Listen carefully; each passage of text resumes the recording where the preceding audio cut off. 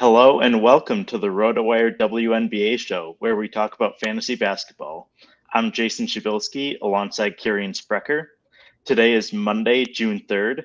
Today we'll break down this weekend's news, including our first taste of Commissioner's Cup action this season. We'll also talk about some players who have emerged on our fantasy radars recently, as well as a few who have struggled in recent matchups. Finally, we'll preview this week's matchups, including multi-game slates for the next 5 nights after tonight. If you have any questions while you're watching, feel free to ask them in the comment section and we'll get them answered. If they're live, we'll answer them on the show, but if you're watching afterward, we'll reply in the comments below. If you're looking to test out RotoWire's full slate of tools, visit rotowire.com/try for a free trial. And don't forget to like and subscribe wherever you're watching. The Commissioner's Cup officially got underway this past weekend, which is an in-season tournament that has a slightly different format this year. Each game between this past Saturday and June 13th is a Commissioner's Cup game that will also count toward a team's regular season record. Each team will play 5 games, and the teams from each conference with the best Commissioner's Cup record at the end of the tournament will face off in a championship game June 25th. The teams are playing for a $500,000 prize pool, as well as $120,000 in cryptocurrency, and each team is also playing for a charity of their choice. So, in addition to just the regular start of Commissioner's Cup action, there were a few injuries to significant players that popped up at the end of Sunday's game between the Fever and Liberty. Caitlin Clark headed to the locker room with an apparent ear injury in the fourth quarter, but returned to the bench area in the closing minutes, while Aaliyah Boston appeared to turn her ankle in the fourth quarter, headed to the locker room, and didn't return. Christy Sides didn't have an update on either player after the game, but the Fever do have nearly a week off before facing Washington on Friday.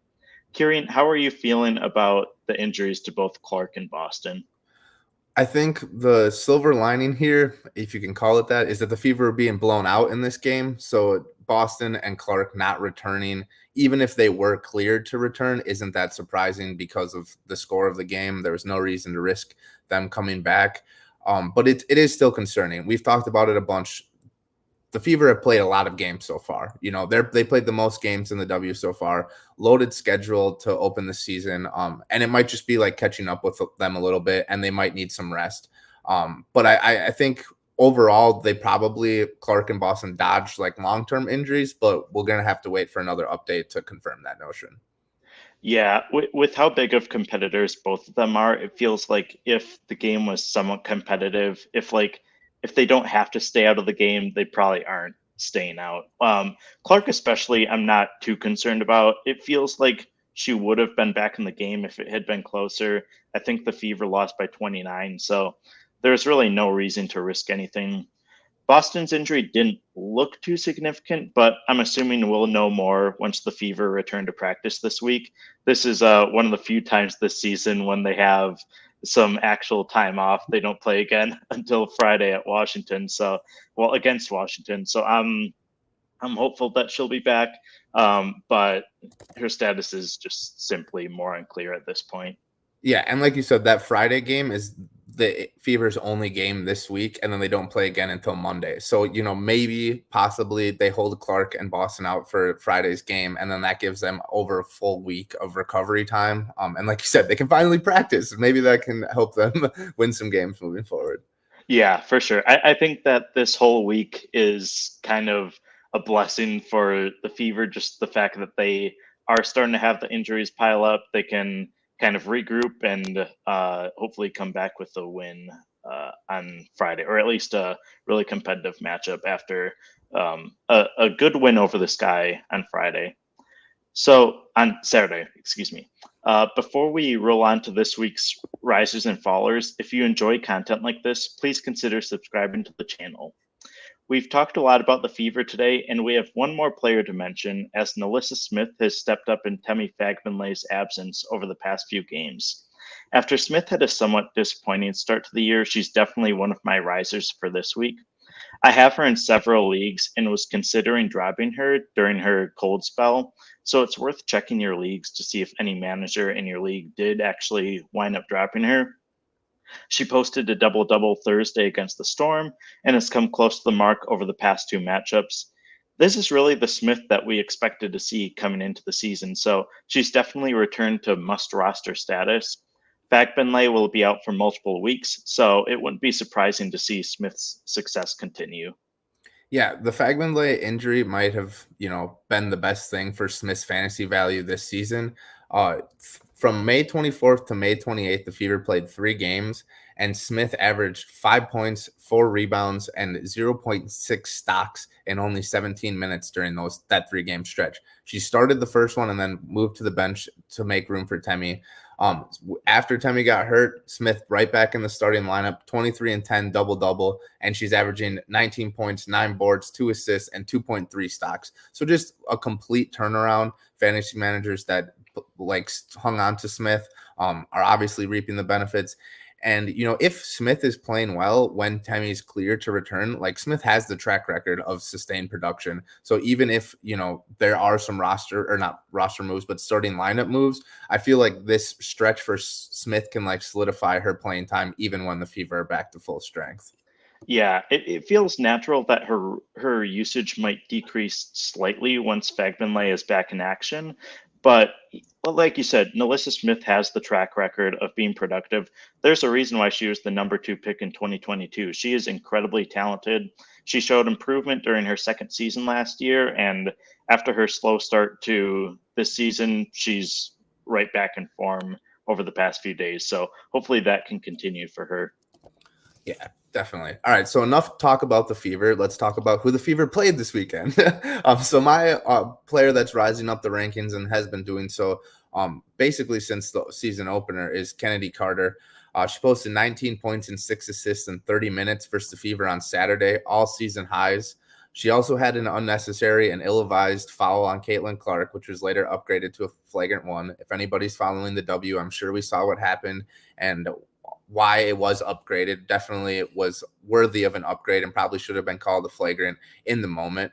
Carter has shown flashes of talent, of being an elite scoring talent in her career. She averaged 17 points and 3.5 assists across 16 appearances as a rookie in Atlanta, but then she missed the middle of her rookie season due to an ankle injury.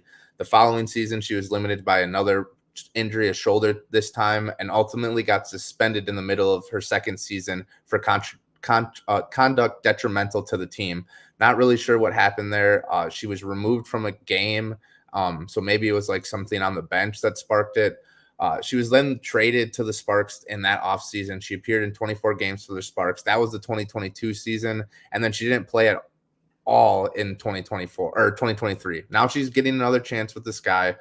She appears to be back on track, right? Averaging 13 points in 19 minutes over the last 6 contests. Her playing time has increased in basically each one of those contests, culminating in the 30 minutes she saw against the Fever. But then, that foul on Clark brings up all the bad memories of her problematic past, right? At this point, Carter has avoided a suspension for the foul on Clark, but we'll see how that continues. And, I think it's 3 technical fouls in the WNBA and you are automatically suspended for a game. So she's got to control her emotions, maybe hold off on matching her up with Caitlin Clark next time the Fever played to avoid another technical. But, as long as she's on the court, she should be rostered in most leagues. Her scoring ability is incredible. And that's, a really important piece to scoring fantasy points is putting the ball in the bucket. Yeah, and obviously the hip check or whatever you want to call it kind of overshadowed the storylines really of that whole game. But Carter had really her best game of the season during Saturday's game. She had 19 points, 6 assists, 4 rebounds, and a steal. So she had 31 ESPN fantasy points, which is her best mark of the season.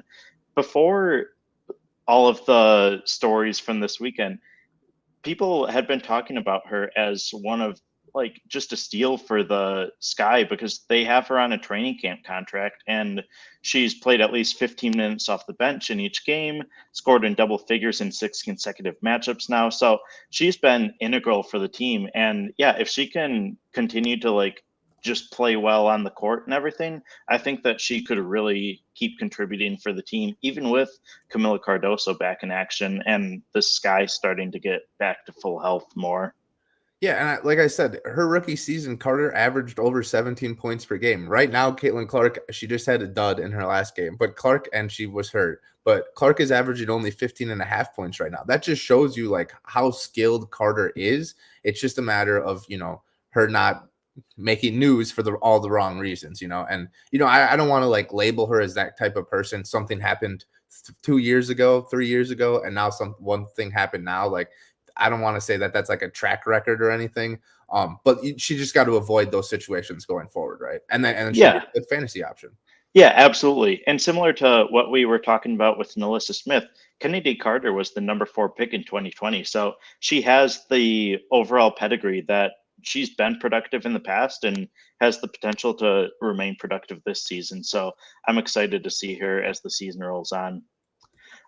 Sticking with the Sky, Kamilla Cardoso is also back in action after missing the start of the season with a shoulder injury. She was on a minutes restriction during her professional debut Saturday against Indiana and had to face a talented front court that includes Aaliyah Boston and NaLyssa Smith. She played 18 minutes and logged 11 points and 6 rebounds. She also committed 5 fouls, but if you told me going into that game that Cardoso would play 18 minutes while on a minutes restriction and have that kind of production, I'd be pretty thrilled. She was efficient during her time on the court, and if she can cut down on her foul trouble in future matchups, I really like her potential. I wouldn't necessarily put her in that must roster territory at that point because to me that kind of signals that you should be dropping proven contributors in order to pick her up. But if you have someone who's underperforming or just like a streaming slot that you've had throughout the season, Cardoso is certainly worth a look. Yeah, I think, you nailed it. The foul trouble, it was like the big concern. And even though she was under a minutes restriction, if she didn't have those 5 fouls, like she might have eclipsed 20 minutes. So I don't think the minutes restriction is really like that big of a deal. It was more so the foul trouble. The other thing is no defensive stats. We'll see if that continues. She is a presence in the paint, right? So she should get some blocks. She should get some of those, easy steals that, when players come into the paint and make mistakes. The other thing, I thought she was a really good passer in college. I thought that kind of stood out in the national championship game. Didn't have any assists, but like you said, 11 points, 6 boards in only 18 minutes. And the thing that I really want to highlight here is 7 shots in 18 minutes. Like, if she starts to get 75 or 25, 30 minutes, she's going to start taking double-digit shots, and that fantasy production will definitely come. Excited for her to be back for our Sky, and hopefully they can get some more W's after a little bit of a lull here in week 2. My next riser is Maddy Siegrist, forward from the Dallas Wings. We've mentioned Siegrist before. We've also mentioned how there's a lot of opportunities open in Dallas because of all of the injuries. And Siegrist has really just kind of taken the reins and stepped up. She started 4 straight games, averaging nearly 17 points, 5 boards, 2 assists, and 1.3 steals, playing 35 and a half minutes. Probably because she's shooting 62.5% from the field, which is probably unsustainable. So, once her shots start not to fall at such a high clip, she might lose some minutes, but she's done enough to like get consistent playing time. Jaylen Brown broke her nose, now is dealing with an illness, will probably be back soon. We haven't heard official word on that, but assuming Jaylen Brown will be back soon. But Natasha Howard, who's out with a foot injury, and Satu Sabali, who's out with a shoulder injury, are going to be out for multiple more weeks. They've already missed the first 2 weeks. So Siegrist should still play over 30 minutes a game moving forward. And if she's doing that, she should be a reliable fantasy producer.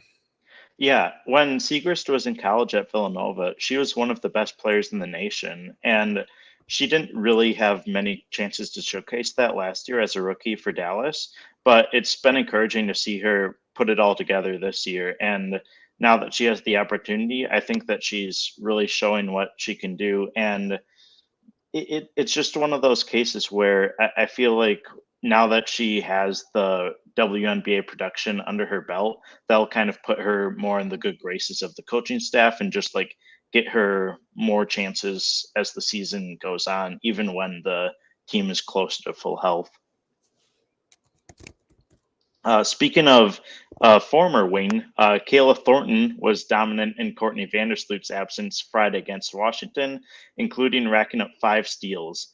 Vandersloot was back in action for the Liberty on Sunday, but Thornton still racked up 20 ESPN fantasy points off the bench in the blowout win over the Fever. I'm not yet ready to label Thornton as a season-long fantasy asset, but she certainly fits the mold of a streaming candidate. The Liberty play 4 games this week, so even if Vandersloot is available for every matchup, it wouldn't be surprising to see New York manage her workload, which bodes well for Thornton. Thornton was a decent contributor in Dallas earlier in her career, so she's absolutely capable of stepping up in a fill-in role. 100%. We were talking on Friday about like who would step up, right? If Vandersloot missed time, and we were kind of like, there's so many names, and they're all kind of like splitting time. And then Kayla Thornton got the start and just ran away with things. And then on the game on Sunday when they beat the Fever in the blowout, like we've mentioned, Thornton only played 20 minutes, still productive, decently productive for a bench player in fantasy. But then you had Kennedy Burke playing 24 minutes off the bench, the most off the bench, and she put up 10 points and had 3 blocks and 3 steals too. So like you said, like she's probably not like a must roster or must play option, but Thornton can be productive if you like pick and choose her moments. And I like the way that Sandy Brondello like phrased Vandersloot's injury at first. She was like, look, like we got the Commissioner's Cup coming up. Sloot's kind of dealing with this back injury, like she's a veteran. And then she sat out, and then she was ready to go and played decently on Sunday, 23 minutes, 9 points. She did a good job.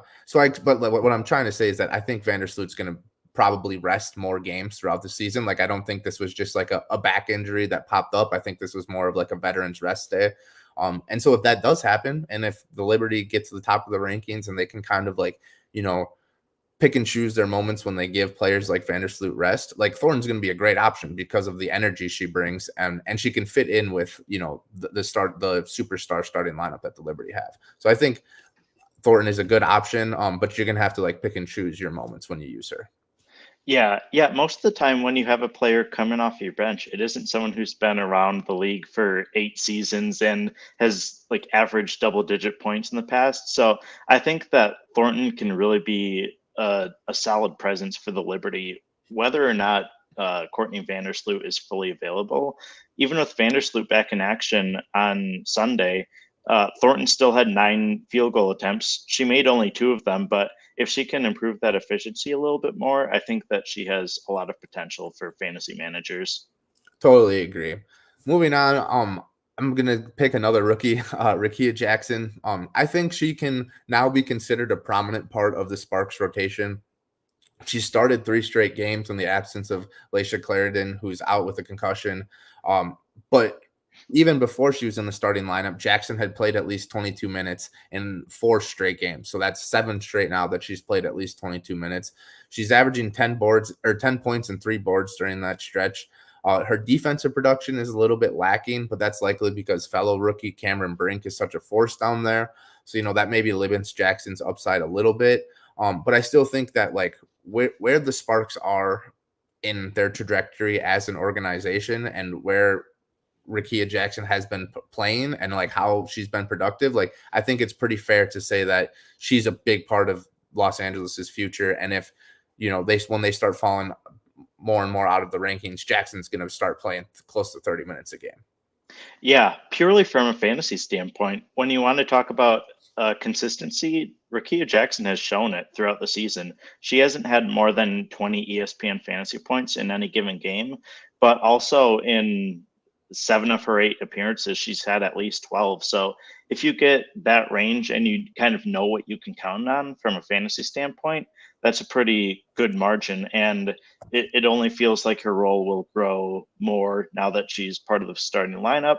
Clarendon's role had been declining a little bit before she got hurt. So it wouldn't be surprising to see Rickea Jackson stay with a prominent role in the rotation. So I'm really intrigued to see what she can do as the season progresses. I think the Sparks might have something cooking with this like big front court, with Brink and Jackson and Hamby. I like it. I hope they continue even when Clarendon's back, just to mix some things up. And I feel like, we've talked about it. Like there's a lot of guards in the W that can produce, but the best teams have dominating bigs.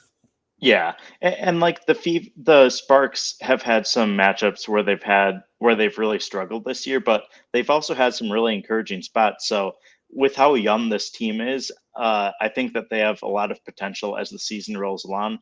Probably not a playoff contender at this point, but if they can get another solid rookie next year, I think that they'll be right in the mix for things. Going back to the sky, going to a faller this time around.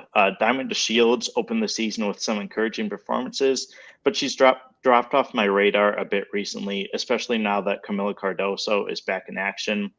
DeShields has had some injury-related absences, but she hasn't logged more than 14 ESPN fantasy points in any of her last 3 appearances, despite maintaining a starting role.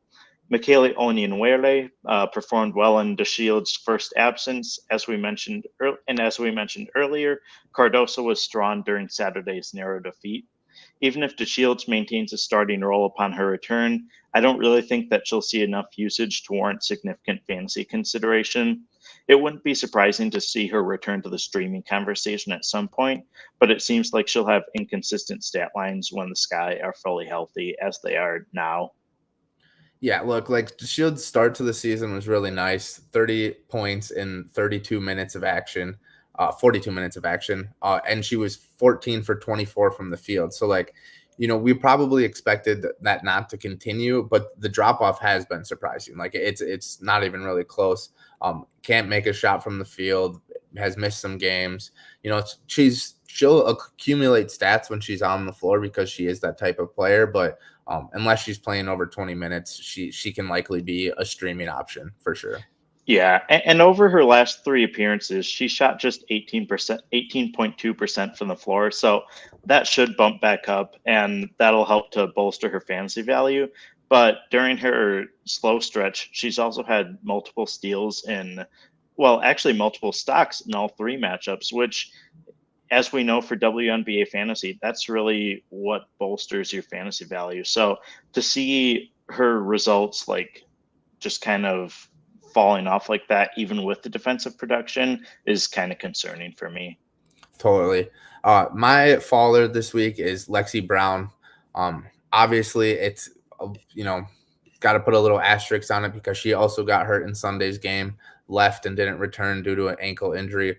But her production was dropping before then. After averaging 12 points, 4 assists, 3 boards, and 1.5 steals over the first 5 games, Brown has totaled just 7.7 assists and 1 steal over the last 3.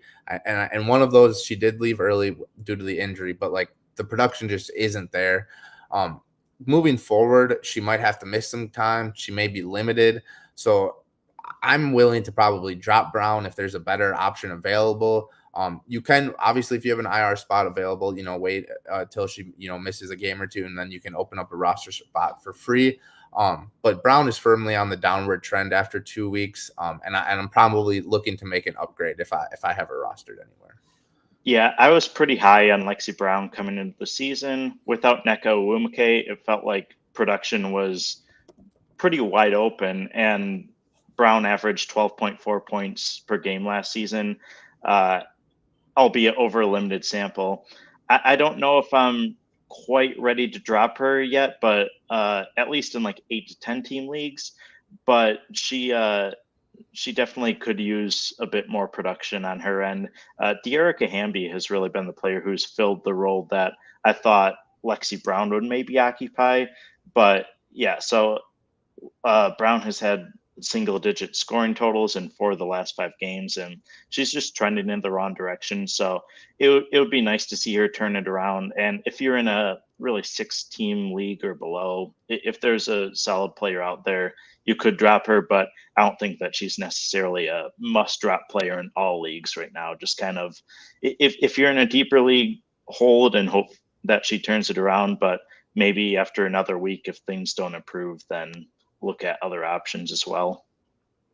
Totally. And like I said, like, she'll have to miss a game or 2 to be IR eligible, and then you can just open up a roster spot for free. But like I said, like if I'm a team that's trying to compete for a championship, I've won the first couple weeks and I'm feeling, strong about where things stand, like I probably am looking to make an upgrade at this point. Yeah, that totally makes sense. As I mentioned near the top of the show, after tonight's night off, the WNBA features multi-game slates every night from Tuesday through Sunday. There are matchups I'm really looking forward to each night, starting with the Mercury against the Storm on Tuesday. Both teams have shown a lot of promise early this season while also displaying some inconsistency.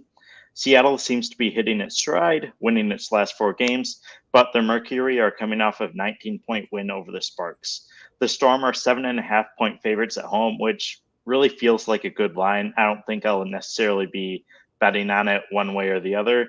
I'd also lean toward picking Seattle in this matchup, but it just feels like it'll be a very entertaining, high-scoring matchup overall.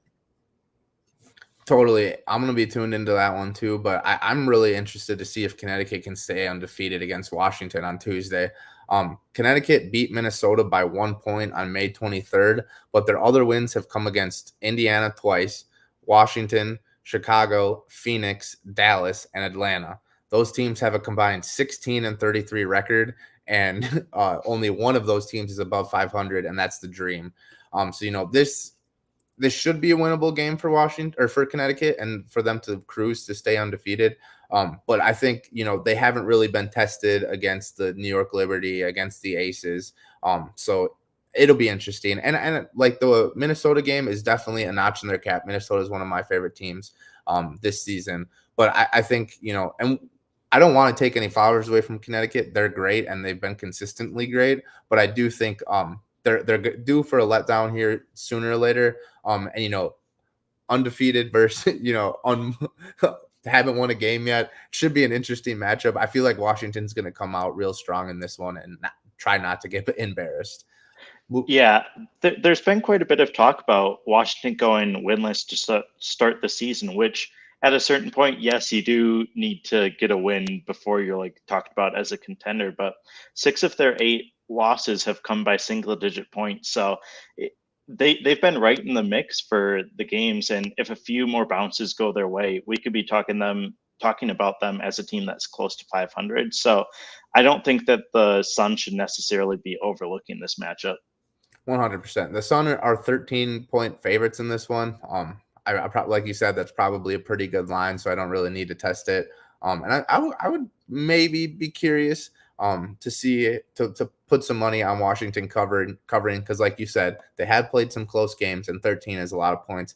Update on that is Brittany Sykes didn't practice today, probably not going to play tomorrow. So you're going to see more Julie Van Loo in that game. Moving over to Wednesday. I'm going to be really curious to see how Cameron Brink and Rickea Jackson fare against Nafissaire Collier and Elena Smith. Collier is one of my favorites for MVP this year. I think she was pretty good plus money before the season, and I like her just to be, the player in Minnesota for a good Minnesota team. She's the player. Hopefully her stats match up with Asia Wilson, Brianna Stewart at the end of the season. And I think Collier might get the nod because those other players play on super teams. But she has a tough matchup, right? Like we were just talking about the Sparks. They got a huge front court. Brink has been dominant. Rickea Jackson's been playing well. So I'm really curious to see how, the youngsters play against Collier.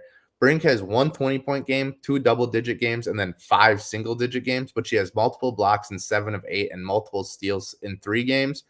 So she's a defensive force. We've likened her to Anthony Davis in Los Angeles. I also saw someone on Twitter calling her Dwight Howard the other day. Like she's getting these comparisons to like elite defensive players. And I don't think it's out of the realm that she could be, obviously Asia Wilson's probably going to win another defensive player of the year this season. But moving forward, like Brink could be a perennial favorite in that category. So really curious to see how she matches up with potential MVP candidate Collier on Wednesday. Yeah, Wednesday is probably one of the nights that I'm looking forward to the most this week, just because I'm also really excited for the Sparks and Lynx game, but also the Aces and the Wings. Really, the teams in both of these games have shown a lot of promise early this season, but have also been inconsistent at times. So both of these could turn into competitive games. The Aces, obviously, they get a lot of attention, the back-to-back champions. They've started this season pretty strong. But if Chelsea Gray stays out against the Wings, it feels like the Wings, if they're at their full potential, especially if Jaylen Brown is back in action. It feels like they could be right in this game. So I think both matchups have the potential to be really competitive on Wednesday. True, and it'll be interesting to see if we see Tiffany Hayes for the first time on Wednesday. I picked her up in a couple of leagues. Hopefully you guys did too. Probably sad to see Chelsea Gray miss more time because of that signing, but excited for Tiffany and see what she can do. Moving on to Thursday, my matchup of Thursday would be the New York Liberty versus the Atlanta Dream. Atlanta had a bad loss to Phoenix during their second game of the season. Other two losses are to Minnesota and Connecticut. We just talked about how good those two teams are. Atlanta also did beat Las Vegas on Friday. Can they get another upset? That's all I'm looking for. I took Atlanta's over 19.5 wins, so they just got to be above 500. They're 4-3 right now, but they got a tough matchup. We talked about the Liberty not really like playing dominant ball. They kind of disproved that on Sunday by blowing out the Fever. So it'll be curious. Can New York establish their dominance, and can Atlanta maybe pull off another upset and continue a strong start to their season? Yeah, I agree. I think that this matchup will be really entertaining. The Liberty are coming off of a dominant win and still have to play Chicago on Tuesday, but Atlanta picked up arguably its best win of the season on Sunday. So both teams are hitting their strides, and with the Commissioner's Cup adding another storyline to the matchup, this one should be a lot of fun. Before we hop off, we have a bonus question from Nacho's Gone. He needs a solid pickup now that Tammy Fagbenle is gone. I totally feel that. I was in the same boat as you this week, Nachos. For me, if Monique Billings is still available in your league, I think that she is definitely a must-add forward. Billings is now rostered in 67% of leagues, so a little bit more than half. But if she's still out there, I think that she's a really solid forward who can fill that void for you. Yeah, Nacho's gone. This is a tough move, right? Because the player that is replacing her was probably rostered on every team, right? So we talked about maybe people dropping NaLyssa Smith, but she had such a track record of production that not many people did. So there's not like a clear place where you can go to get those. Other forward options you could look at, like Maddy Siegrist, Bridget Carleton from Minnesota. These aren't like elite must-have options, but they can be nice streamers to make up for some of Temmie's missing production. Yeah, even Dorka Juhas is kind of an under-the-radar player so far because she's come off the bench, hasn't played more than 17 minutes in any game, but she's been solid from a fantasy standpoint, still rostered in only 44.1% of leagues. So after the production that you were getting from Fagbenle, it's still a decrease, don't get me wrong, but I think that if you can get one of those forwards, I think that you'll still be in good shape for fantasy purposes. Totally. Correct me if I'm wrong, is Jordan Horston a guard on ESPN? I believe she is, yes. I believe she is too. So, Jordan Horston popped for 12 points in 17 minutes. She had 2 steals in Seattle's last game. She had a lot of playing time to begin the season. It's kind of dwindling. She's just one of those all-around players that when she's getting minutes, she should be rostered. So there's another, potential streaming option for you. I know obviously that doesn't help if she's a guard and you need to fill a forward spot, but hopefully that helps. Yeah, and one of the nice things about ESPN fantasy leagues being the way that they are with daily lineups is that, and with so few teams in the WNBA, it's pretty easy to differentiate. Well, it's pretty easy to go between guards and forwards. It doesn't make a ton of difference unless if all players are playing each night. So if there is a solid guard available, it's certainly worth giving them a look too. For sure. Good point. Yeah. Thanks so much for that question.